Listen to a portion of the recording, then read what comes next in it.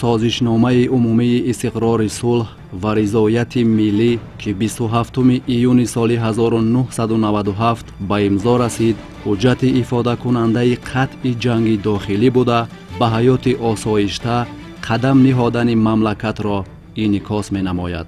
این حجت تقدیرساز ملت برای بنیادکاری و سازندگی نفوذ و اعتبار دولت در عرصه جهان و پیشرفت و شکوفایی زمینه گذاشت. 27 ایون همچون روز وحدت ملت در تاریخ ثبت گردیده همه ساله جشن گرفته می شود.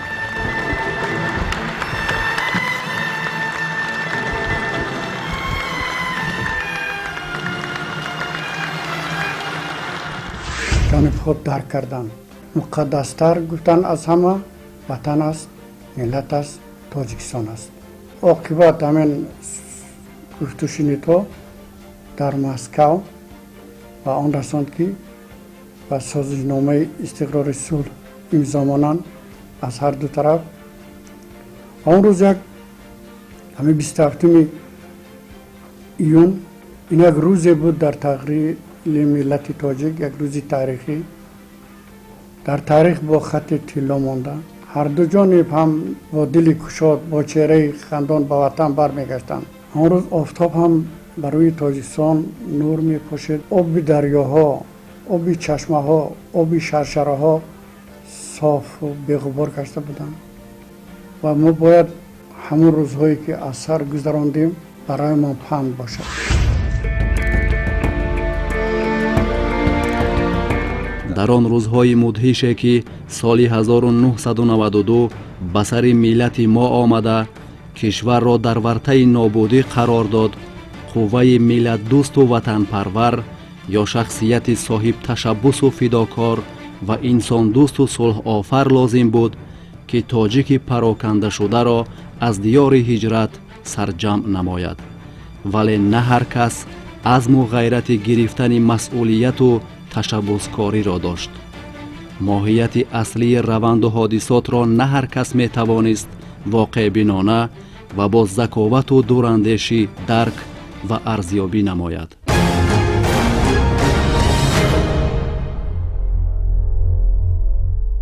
محض در همان ایام سرنوشت ساز بار دیگر ثابت شد که مادر تاجیک آفرنده است. تفکر والا و اندیشه سازندگی دارد. با درک نیروی جدید سیاسی 16 نوامبر سال 1992 در قصر ارباب شهر خوجند اجلاسیه 16 شورای عالی تاجیکستان دعوت کرده شد. انتخاب یکی از جوانترین وکیلان خلق امام علی رحمان همچون رئیس شورای عالی شعله امید به آینده درخشان را در حیات تیره مردم پدید آورد. اگر برای مردم با فعالیت آغاز کردن رئیس شورا باوری به حیات آسایشته باشد، برای سرور جوان امام علی رحمان این ابتدای راه پرمشقت و بار سنگین وطنداری بود. اگر مقصدی همه ما یک باشد، مقصد خلق هم همین است، برای صلح و صلاح یک دیارفهمی و با گذشته صلوات. سببگار اساسی خورزیا کیا هستند؟ کیا بودند؟ از کی سر شدگی بود؟ کیا را جنگ انداختند؟ کیا تماشابینان هستند؟ ما میدونیم. کیا آنجا مرده ایستادند؟ همه خلق بیگناه مرده ایستاده است رفیقان اونجا. من گفتم باز تکرار رم شود میگویم که صلح و صلاح شود، تینجی امانی شود، خلق را آوری خود قهرمانی خود را میآورد.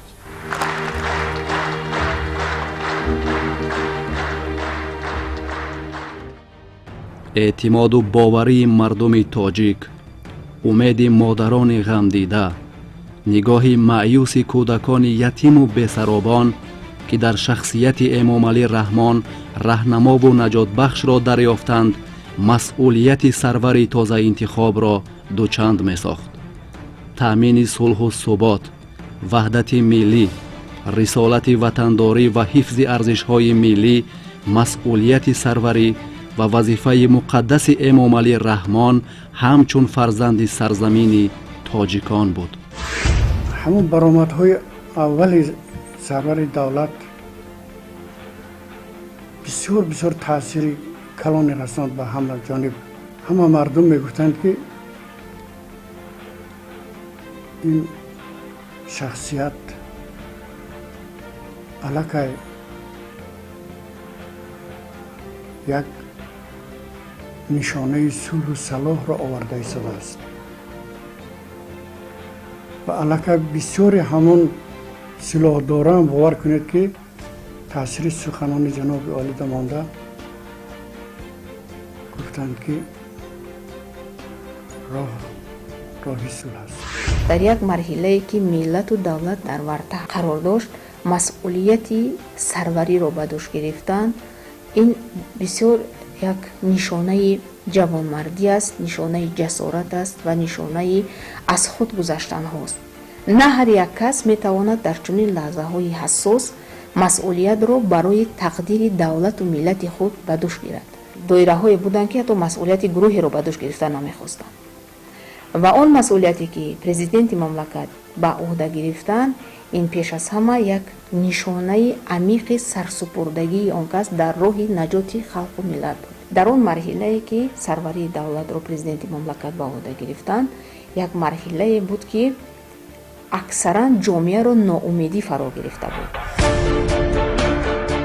امام علی رحمان برای سرجم کردن مردم و گرفتن پیش راه جنگ به افغانستان رفت و با راهبران سابق مخالفین در شهر کابل ملاقات نمود.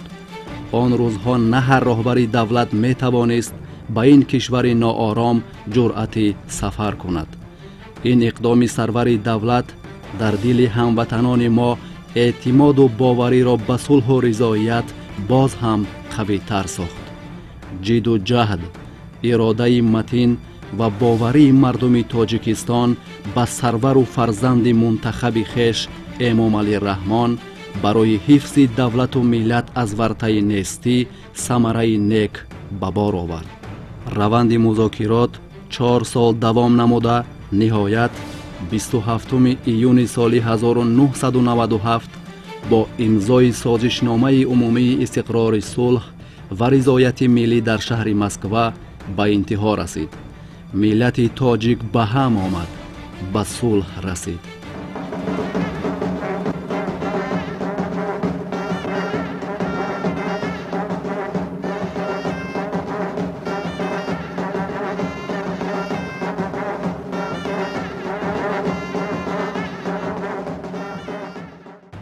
همان طوری که راهبر دولت تاکید نموده است، این روزی تاریخی واقعاً به مرحله نوی تکامل دولت صاحب استقلالمان آغاز بخشیده. برای تطبیق روند سازندگی دولت زمینه استوار و مساعد را فراهم آورد. امروز با اطمینان کامل گفته می توانیم که آبادی و آسودگی وطن محبوبمان تاجیکستان میوه شهدبار استقلالیت و وحدت ملی است. این وحدت، این نعمتی بی‌بها امروز با اون آورده رساند که در تمام ساحه‌های اقتصادی ملی کشورمان یک پیشروی‌های نظر است و نظر می‌رسد و سرجمی ملت، پایداری ملت این محض از وحدت است و چون وحدت را ما میوه شهدباری دوران استقلال میشماریم، میسازد که برای تحکیم، برای نگاهداشت، برای گسترش و برای تقویت آن باز هم کارهای زیادی را به انجام رسانیم. محض وحدت ملی و صلح و آسایش ما را شرفیاب کرد به گام‌های بزرگ بنیادکاری و سازندگی. تطبیق 3 هدف استراتژی خلق و دولت تاجیکستان، پیشرفت و شکوفایی، حیات آسوده مردم از وحدت است. امروز تجربه صلح تاجیکان مورد آموزش کشورهای گوناگون عالم، به خصوص کشورهایی که در آنها جنگ‌های داخلی جریان دارد قرار گرفته است. در همایش و کنفرانس‌های بین الخلقی صلح تاجیکان نمونه عبرت دانسته می شود. از اراده هموطنان ما که منفعت‌های ملی را از منفعت‌های شخصی بالا گذاشته زیر پرچم صلح به هم آمدند، در میان ملت‌های جهان مثال‌ها آورده می شود. خصوصیت‌های صلح‌آفرینی تاجیکان در آن بود که همین تکنولوژیایی که در ما عملی کرده شد در خود دو مکانیزم رو یکجا کرد. یعنی در علم نژادشناسی دو اصول صلح‌آفرین موجود است. یکم اصولی که میگن که از بالا به پایان و دوم مکانیزم این از پایان به بالا نام دارد.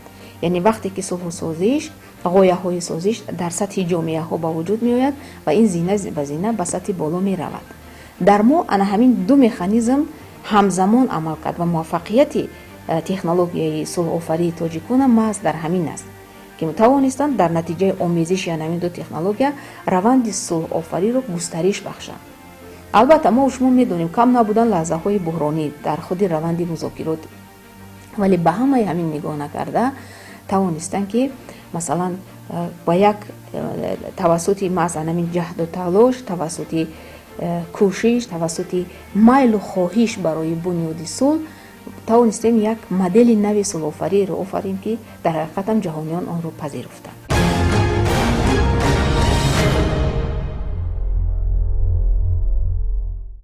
وحدت ملی اساس آرامی و آسودگی خلق، کفالت انکشاف دولت و مهمترین عامل رشد جامعه می باشد.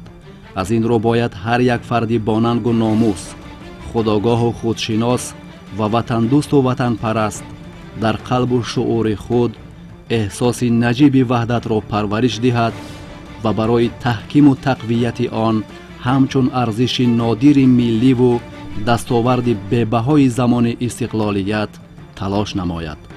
اساسگزار صلح و وحدت ملی پیشوای ملت پرزیدنت جمهوری تاجیکستان محترم امامعلی رحمان. وحدت ملی همچون جشن متحد کننده و مقدس و گرامی همه ساله در کشور ما در سطح عالی تجلیل کرده می شود. همه ساله در عرفه این جشن ملی نشست و همایش های مهم دایر می گردد. در یکی از این گونه همایش ها کنفرانس بین الخلقی بخشیده به 5مین سالگرد امضای سازشنامه عمومی استقرار صلح و رضایت ملی در تاجیکستان و نمونه عبرت آن برای افغانستان که 17 ایون سال 2002 در شهر دوشنبه برگزار گردید، سرور دولت ضمن سخنرانی از جمله اظهار داشت که 27 ایون به شبهه در تاریخ مملکت ما همچون سنه ثبت شده است که فاجعه از سر گذرانیده ما ضرورت همیشه حفظ نمودن صلح و آسایش و تحکیم وحدت ملی و استقلالیت مملکت را خاطر رسان می سازد. واقعا ملت تاجیک و دولت تاجیکستان به موقع و بجا با درک مصائب، مشکلات و نتایج شوم جنگ اقدام به موقع کردند و هوشیارانه فوراً متوجه شدن و راه آشتی، راه مصالحه، راه تفاهم در پیش گرفتند. دوام جنگ در تاجیکستان مثل دوام جنگ در افغانستان جز ویرانی، جز بربادی، جز تخریب، جز بدبختی، جز مهاجرت هیچ ارمغان دیگه ندارد. و از همه مهمتر رئیس جمهور تاجیکستان آقای رحمان بسیار به موقع و زیرکانه به افغانستان آمد و دوستانه به افغانستان آمد و با ملاقات صمیمانه با استاد ربانی و احمد شاه مسعود و سایر رهبران دولت افغانستان و مخالفین دولت تاجیکستان یک جا تفاهم کردند، صحبت کردند و به صورت مشترک یک راه حل معقول برای مشکل تاجیکستان پیدا کردند که بسیار زیاد بجا بود و امروز تاجیکستان که میبینیم آرامیش میبینیم، صلحش میبینیم، امنیتش میبینیم، محصول فکر درست رهبران دولت تاجیکستان بود. برادران و خواهران دور از وطن، با وطن برگردید. ما به شما کوه طلا وعده نمی کنیم، اما یک بریدن نانی که داریم یک جایه می خوریم، یک قطره آبی که داریم یک جایه می نوشیم. شما را خانه اتان، زمینتان، باغتان، مکتبتان و خویشاوندان و نزدیکانتان انتظارند. تجربه صلح‌آفرینی تاجیکان، بازگردانی بیش از 1 میلیون گریزه و تأمین وضع اجتماعی آنها در دایره‌های علم نژادشناسی همچون دستاورد نادر مورد آموزش قرار گرفته از جانب سازمان‌های با نفوذ بشری اعتراف شده است. امروز می‌بینیم که در کشور تاجیکستان الحمدلله صلح برقرار است و عزم و اراده و تدبیر رهبری تاجیکستان هم نشان میده که با درک شرایط اقدام خوب کردن، اقدام بزرگی کردن و امروز همه مردم تاجیکستان از نتیجه صلح و امنیت نفع میبرن، مصروف کاروبار و ساخت ساز کشور خود هستند. در این زمان ما در همسایگی احساس راحت میکنیم. طبیعی است که در هر دستاوردی که در این راستا هر کشور داره درس‌هایی است که همه میتونن از اون نتایج مثبت بگیرن و این هم یک نمونه خوبی است که همه میتونن که درس‌هایی داشته باشن.